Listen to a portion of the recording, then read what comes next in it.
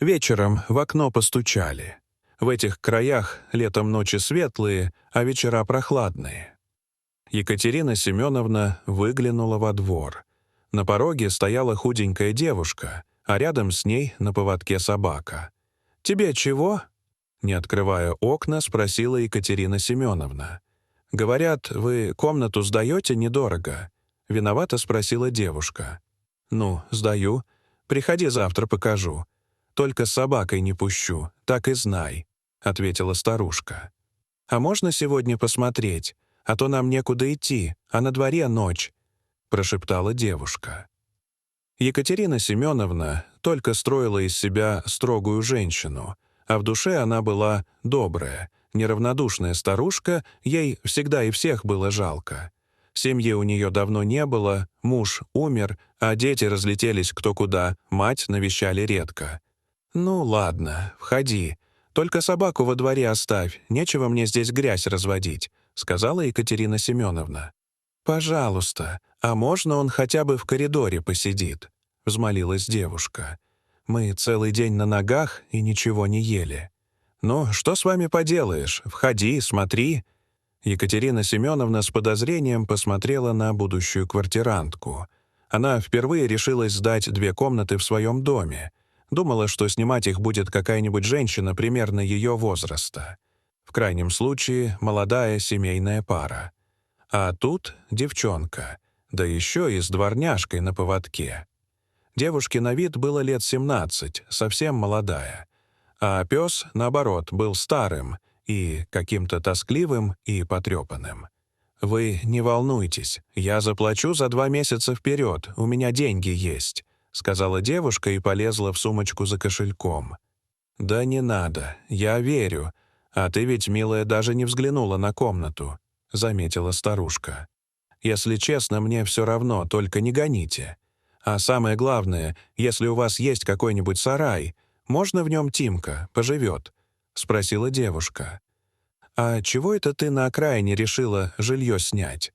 Ты же говоришь, что работаешь в центре. Отсюда на автобусе целых 40 минут добираться», — подозрительно спросила Екатерина Семеновна. «Так в центре только квартиры сдаются. А у меня Тимка всю жизнь во дворе в будке прожил. Из него комнатная собачка не получится. А насчет дороги не волнуйтесь, буду выходить пораньше», — с улыбкой ответила девушка. «Как зовут-то тебя, девонька?» «Я Екатерина Семеновна, а ты?» — поинтересовалась пожилая женщина. «Я Кристина, а друга моего зовут Тимоша или просто Тимка», — ответила девушка. «Ну, давай чай пить», — предложила Екатерина Семеновна. «Лет-то тебе сколько?» 23. Я только недавно техникум закончила. Нашла работу и с первой зарплаты решила снять жилье», — рассказала Кристина. «Самостоятельная». Одобрительно закивала Екатерина Семеновна. 23, говоришь, а выглядишь как школьница. Как так получилось, что ты с псом по съемным квартирам ходишь? Пес-то уже пожилой. Наверное, случилось что-то с хозяевами?» Кристина как-то невесело усмехнулась. «Случилось, только больше 20 лет назад. Не повезло мне в жизни самого рождения. Не повезло. И зачем только такие женщины, как моя мать, детей рожают? Почему им не запретят?» И по бледному лицу девушки потекли слезы. Вот зачем им нужен был ребенок? Что они собирались с ним делать? Отец ведь с самого начала семейной жизни выпивал. Мать что, не видела, за кого идет? Пили бы и дрались, как раньше, и не вмешивали бы в это дело детей, и, может быть, все было бы нормально. Но матери захотелось ребенка, и она больше ничего не хотела слышать. Еще маленькой девочкой я видела, что в семье что-то не так. Когда подросла, поняла, что во всем виновата водка. Так соседи говорили про моих родителей.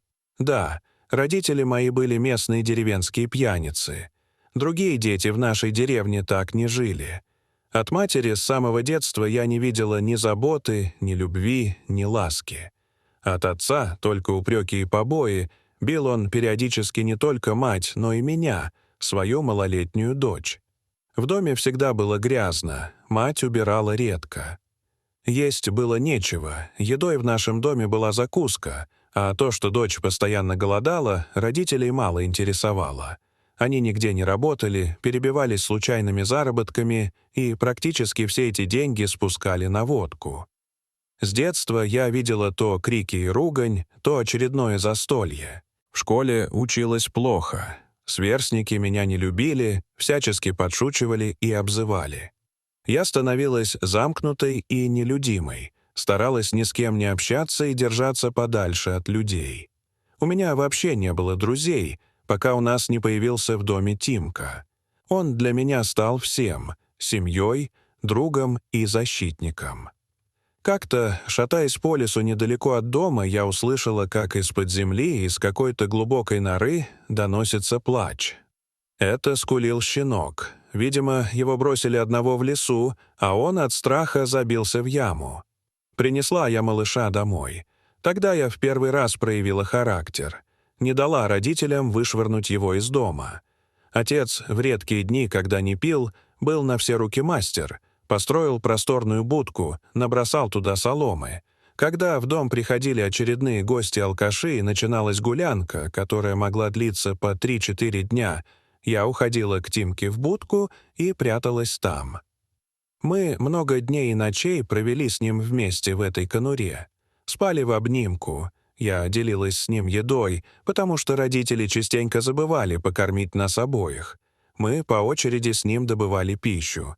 То Тимка стащит что-нибудь у соседей, то меня добрые односельчане чем-нибудь накормят, а я отнесу половину своему другу. Так и выживали мы вдвоем. Я очень рано стала взрослой. Я читала много хороших и правильных книг и дала себе клятву, что никогда не буду такой, как мои родители.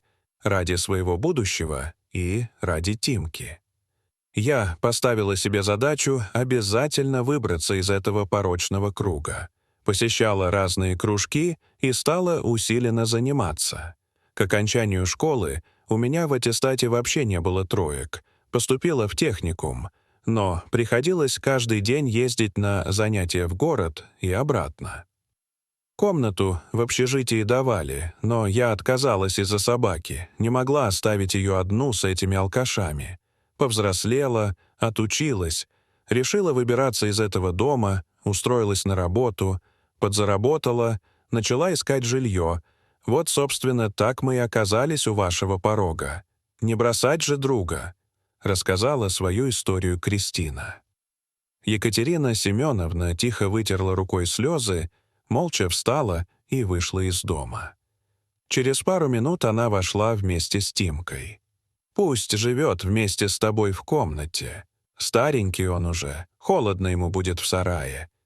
Екатерине Семеновне больше не хотелось задавать вопросы. Только с тех пор как-то более трепетно она относилась к этой маленькой, но такой сильной девочке и ее пожилой собаке. С тех пор они стали жить все вместе. Ни Кристина, ни Тимка не доставляли хозяйке ни малейших хлопот. Девушка заплатила, как и обещала, за 2 месяца вперед.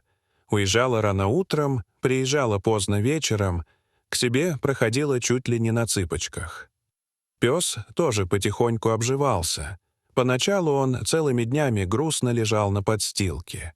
Единственной радостью для него был тот момент, когда по вечерам возвращалась Кристина. Пес тут же начинал рваться и повизгивать от радости. Постепенно собака привыкла к Екатерине Семеновне, и старушка уже без страха подходила гладить Тимку. Екатерине Семеновне было так хорошо рядом с этими своими новыми квартирантами, как будто у нее снова появилась семья. Через 2 месяца она отказалась брать с Кристины деньги за проживание. «Живите просто так, сколько хотите, и вам хорошо, и мне», — сказала пожилая женщина. Дорогие зрители, что вы думаете об этой истории? Расскажите, пожалуйста, в комментариях. А если вам понравилось это видео, то ставьте лайк и подписывайтесь на наш канал. До свидания.